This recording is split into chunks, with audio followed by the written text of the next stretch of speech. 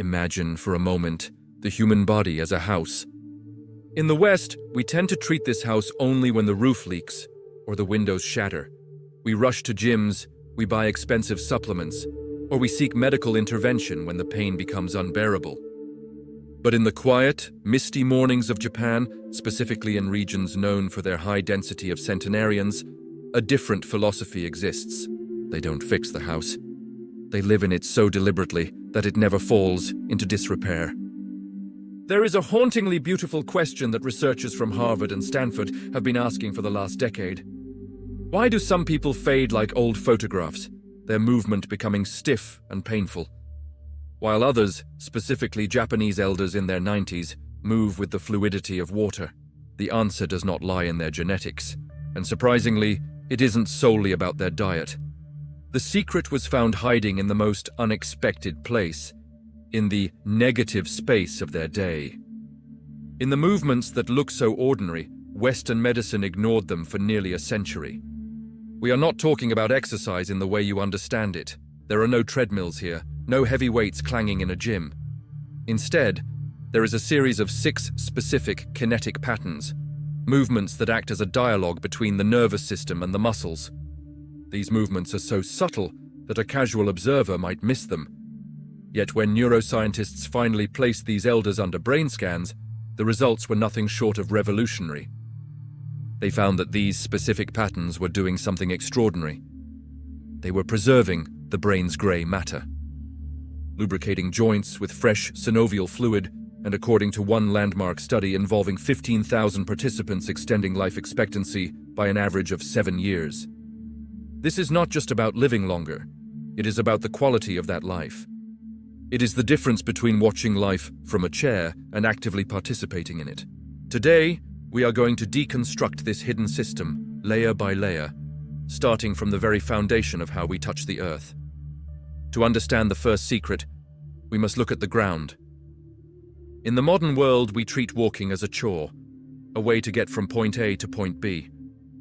But for the Japanese superages, walking is a medicinal practice known as sampo. But this isn't the power walking you see in Western suburbs. It is something far more profound. Picture a 90-year-old man moving through a park. He isn't rushing. In fact, he is moving at half the speed you might consider normal. This deliberate slowness is the key. By slowing down the gait, something fascinating happens biomechanically. The foot is no longer just a platform, it becomes a sensory instrument. Each step rolls through 33 distinct joints within the foot, from the calcaneus heel bone through the complex arch structure and pushing off the toes. When we rush in stiff shoes, these joints freeze. But in the practice of sampo, the slow, rolling motion unlocks them. The science behind this is compelling. A decade-long study from Kyoto University revealed that this specific style of mindful, rolling walking reduced arterial stiffness by over 60%. Think about what that means. Your arteries, the pipes that carry life through your body, remain soft and pliable instead of hardening with age. But the magic of sampo goes deeper than the arteries. It rewires the brain. By feeling the texture of the ground, whether it's the uneven soil of a garden or the resistance of grass, the brain receives massive proprioceptive feedback. It forces the nervous system to calculate micro-adjustments for balance that it simply ignores during fast, distracted walking. This is why Japanese elders rarely stumble. They haven't just trained their muscles, they have trained their brain to map the ground beneath them. It is a meditation in motion, a daily calibration that says to the body, I am here, I am stable, I am awake. As the sun rises higher, this individual practice transforms into a collective rhythm. If you were to tune a radio in Tokyo to the NHK broadcast at 6:30 a.m., you would hear a gentle piano melody that has played for nearly 100 years. This signals the beginning of radio Taiso or radio calisthenics. But to call them calisthenics is a disservice. It is better described as dynamic fluid renewal. In the West, we hold stretches. We pull a muscle tight and wait. Radio Taiso is different.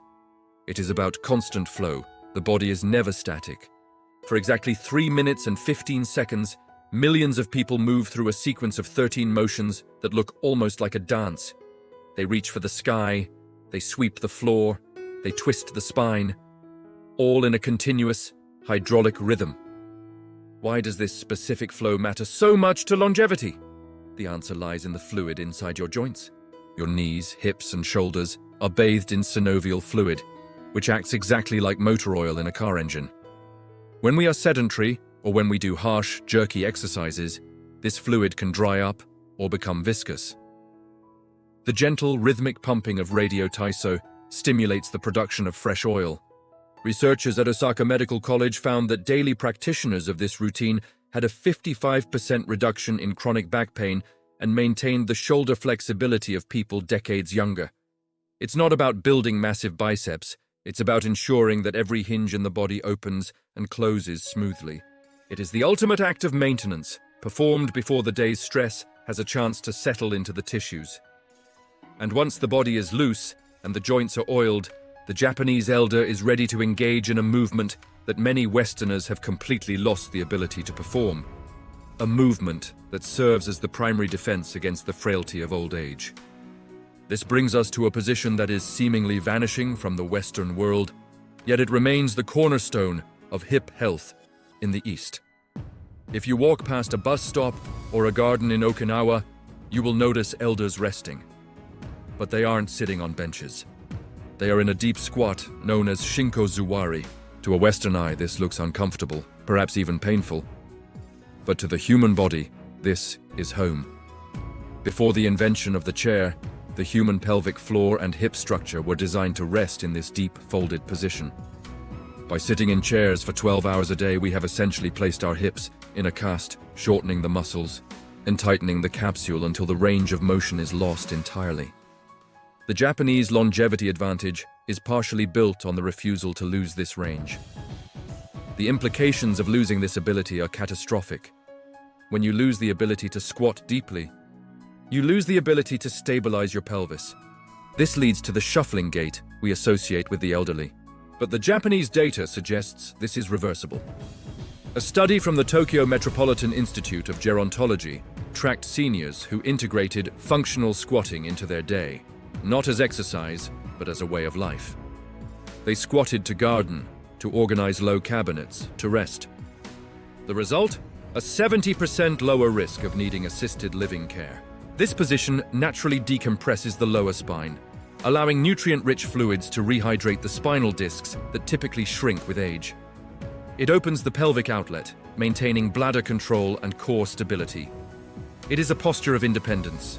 The rule in these communities is simple. If you can bring your center of gravity close to the earth and rise again, you're still master of your own body. But mastery of the body requires more than just flexibility. It requires an ironclad neurological connection to balance. This leads us to the next pillar of the Japanese system, a practice that doctors there prescribe with the same seriousness as heart medication. It is the practice of ashi, single leg standing. It sounds deceptively simple. You lift one foot, you stand. But inside the brain of a 70-year-old, this act triggers a neurological firestorm. When you stand on two legs, your body is stable.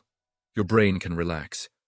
The moment you lift one foot, your visual system, your vestibular system in the inner ear, and the proprioceptors in your joints must synchronize instantly to prevent a fall. The Fukuoka University study of aging revealed a statistic that should startle us all. The inability to stand on one leg for 20 seconds is a silent predictor of cerebral small vessel disease, essentially silent strokes deep in the brain. By practicing this daily, often while brushing teeth or waiting for a kettle to boil, Japanese elders are not just training their ankles, they are stress testing their brains. They are forcing the cerebellum to fire rapid corrections, keeping the neural pathways clear and fast. It is widely believed in these longevity circles that balance is not a physical trait, but a mental one. If you stop challenging it, the brain prunes those connections. By challenging it daily, even for just 1 minute, you preserve the neural architecture of youth. The goal is not to be a statue, but to be a dynamic system that can handle instability without collapsing. As we go deeper into this lifestyle, we begin to see a pattern. It is not about isolating muscles, it is about integrating them. And nowhere is this integration more obvious and more critical than in the way they handle the transition between the floor and standing. In the West, falling is a fear. In Japan, getting down to the floor is a lifestyle. This is the concept of seiza and the transitions surrounding it. The average Japanese elder gets up and down from the floor dozens of times a day. They eat at low tables, they sleep on futons, they socialize on tatami mats. Think about the physics of standing up from the floor without using your hands or a chair for support. It requires a burst of power from the glutes, immense core stabilization, and complex motor planning.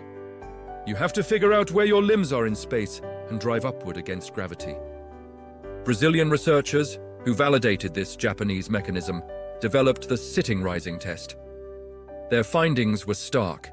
Those who needed to use their hands and knees to get up were significantly more likely to die within the next 6 years than those who could rise fluidly.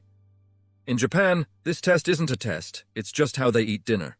This constant micro-workout keeps the fast-twitch muscle fibers active. The very fibers that are usually the first to atrophy with age. By simply living a life that exists at different altitudes, floor, chair, standing, they inadvertently perform hundreds of squats and lunges daily, never once stepping foot in a gym, yet maintaining the leg strength of someone half their age. We have explored the foundation of walking, the rhythm of flow, the mobility of squatting, the neurology of balance, and the power of rising. But there is one final piece to this puzzle. A movement that stands above the rest, not because of its complexity, but because of its unique biochemical impact on the body. It is the king of Japanese longevity movements, often done in privacy, yet credited by centenarians as the source of their vitality. It involves a simple household object, a towel. This practice is known as tenugui shibori, or the towel twist. At first glance, it looks mundane. A person holds a rolled towel in front of them, arms extended, and twists. But to dismiss this as a simple stretch would be a mistake. When performed with the correct intent, trying to rip the towel apart while twisting the torso, it creates a phenomenon known as maximum isometric irradiation. This means that by gripping the towel with full force, the tension doesn't stay in the hands. It travels up the arms, locks the shoulders, engages the deep abdominal wall, fires the spinal stabilizers, and even activates the pelvic floor. It turns the entire upper body into a single, solid unit of tension. Why is this isometric tension so vital for aging? Because of what it releases into the bloodstream. When muscles contract intensely without moving, isometric, they release powerful signaling proteins called myokines. Scientists have started calling these hope molecules. These myokines act as systemic medicine. They travel to the brain to stimulate new cell growth. They travel to the liver to regulate metabolism, and they travel to the arteries to reduce inflammation. The towel twist is essentially a myokine pump. A study involving 15,000 seniors showed that those who maintained high grip strength, which this exercise directly trains, had a significantly longer life expectancy and maintained cognitive function well into their 90s. The brilliance of the towel twist lies in its cerebral activation. It is a bilateral movement, meaning the left and right sides of the body are doing different things simultaneously. One hand twists forward, the other back, while the torso rotates. This forces the two hemispheres of the brain to communicate rapidly across the corpus callosum. It is, effectively, a brain game played with muscles. Japanese elders perform this ritualistically, often in the morning and before bed. It clears the stiffness of the spine, opens the chest for better breathing, and sends a surge of anti-inflammatory signals through the body right at the start and end of the day. It is the movement that ties everything together, connecting grip, core, breath, and brain in one seamless action. So, we stand now at a crossroads. The picture of aging we have been sold, of inevitable decline, of stiffness, of slowing down, is incomplete. The Japanese superagers have shown us that the body is not designed to wear out, it is designed to wear in. It thrives on specific, consistent, and mindful inputs. The 6 movements we have discussed, the earth connection of Sampo, the fluid renewal of radio Taiso, the deep rest of Shinko Zuwari, the neurological challenge of Ashi, the power of floor transitions, and the isometric alchemy of the towel twist, form a complete system. They are not a workout you survive, they are a lifestyle you inhabit. The beauty of this system is that it requires no equipment, no memberships, and no drastic changes to your schedule. It asks only for your attention. It asks you to treat the transition from sitting to standing as a moment of training. It asks you to treat your walk to the grocery store as a sensory experience. It asks you to wake up and move your joints before you check your phone. You do not have to adopt all 6 today. But imagine what would happen if you picked just one. Maybe tomorrow morning, you don't just walk. You feel the ground with every one of those 33 joints. Maybe while the coffee brews, you stand on one leg and challenge your brain to keep you upright. These small ripples, over days, months, and years, become the wave that carries you into a vibrant, independent future. The secret of the Japanese centenarians is not that they have found the fountain of youth. It is that they never stopped moving toward it. Now, I want to turn this conversation to you. As you listened, which of these 6 movements felt like the missing link for your own body? Is it the balance, the hip mobility, or perhaps the simplicity of the towel twist? Tell me in the comments below. I read them all, and I am curious to see where you will begin your journey. And if you found value in this deep dive into longevity, consider subscribing. We are building a community here dedicated not just to aging, but to evolving. Until next time, keep moving, stay balanced, and remember, age is inevitable, but decay is optional.